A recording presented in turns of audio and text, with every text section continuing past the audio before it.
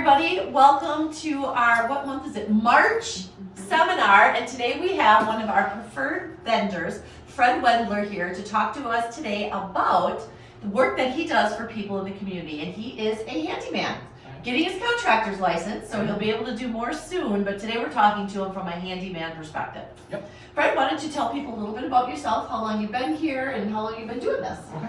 So my name is Fred Wendler. I live in Eagle River, and I've done this for about 3 years now, and taking the next step to get my contractor's license. I started out in just doing general small stuff, mowing lawn, helping people out around the house, and now I'm starting to gradually get more requests for things, which is leading me into the general contractor portion. That is fantastic. And Fred answers the phone. So that is a huge requirement for us here at the Yes. because we know we have trouble with that up here on occasion. So we're going to just pepper you with some questions if that's okay. Butterfly. So Mandy, why don't you start? Well, sure. So one of the first questions we kind of came up with is, do you charge for estimates? I do not. Okay. And speaking of estimates, what would be your area of expertise? How far would you travel for a job? So usually I try to keep it within an hour radius of my house in Eagle River. So anywhere in that range, Perfect. I'll try to help out. So if you want me to come further, we'll negotiate, but usually within an hour. So Just out of curiosity, your average job, is it like a week and a half, 2 weeks? Or do you have like 1/2 a day job sometimes because it's just somebody who needs something really small? sometimes it's like, hey, my drain isn't draining. Can you snake it out? And that's it. That's and it. it That's takes fantastic. 20 minutes, and there's a happy customer because You- now it drains. They can do their dishes. Awesome. Awesome. Becky? Well, what type of yard work do you do? A lot of people need retaining walls done, stonework, Sure. or is it just So- spring and fall cleanup, or? So a lot of the stuff I do right now is just spring and fall cleanup.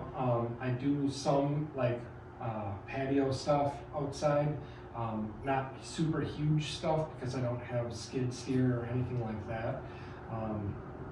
Let's see here, some of just mowing lawns and blowing, cleaning gutters, all of that stuff. So spring and fall usually.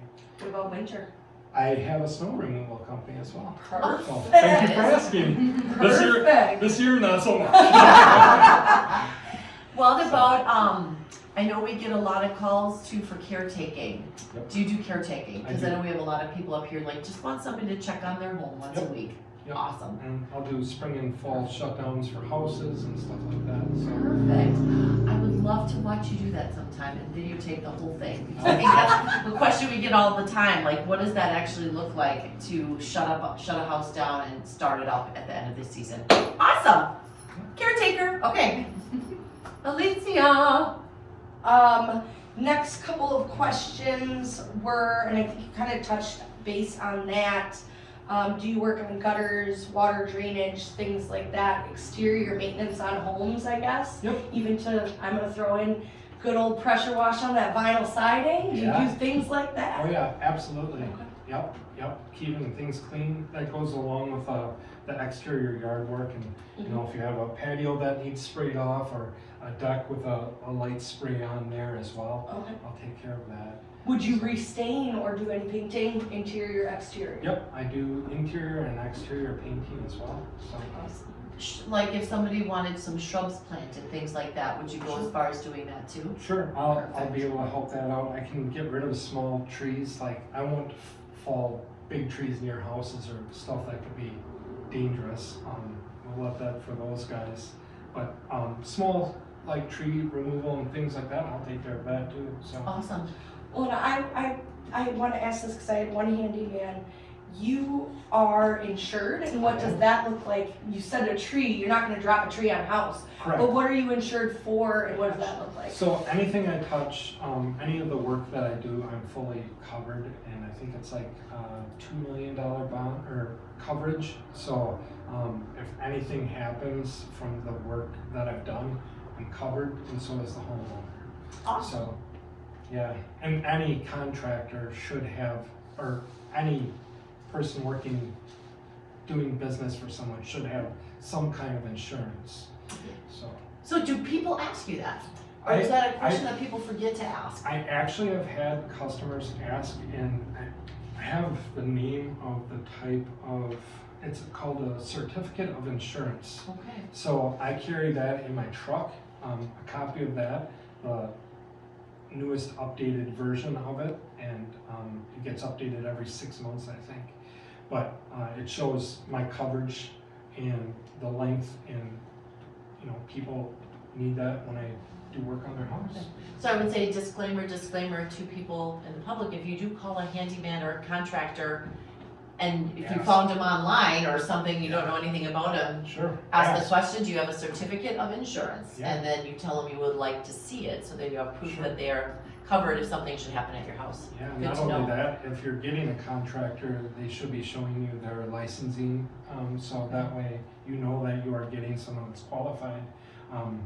So if you pull a permit to do a job, that guy is licensed, and when the inspector comes, they can say, this guy did the work, and there's not gonna be any problems. Ah, So, good to know. yeah. And speaking of that, so I know we talked a little bit about differences between like what general contractors would do versus a handyman would do.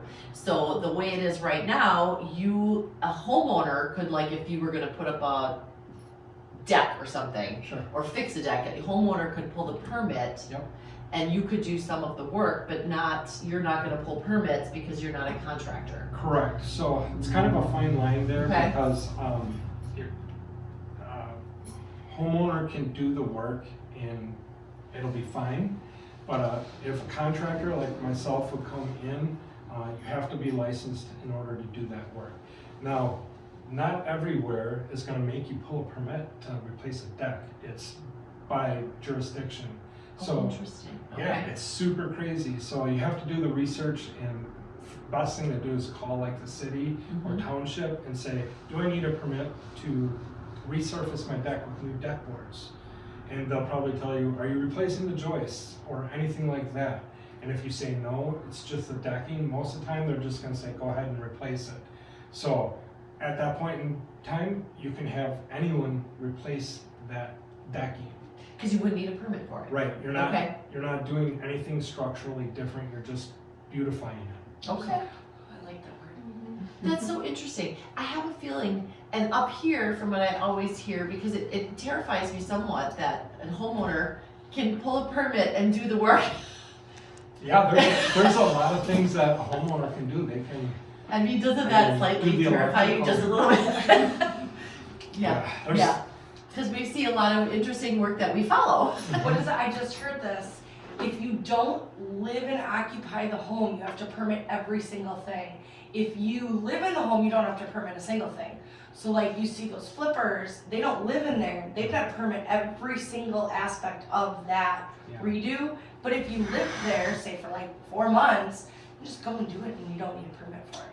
Which is a little Did you terrifying. use that? So you gotta figure, so if you were buying a house that was potentially flipped, and they maybe lived in it, maybe checking to see if permits were pulled on it before you buy it to make sure the work was properly done by licensed professionals. Well, hopefully the inspector would Yes. look at everything and say, is it to code?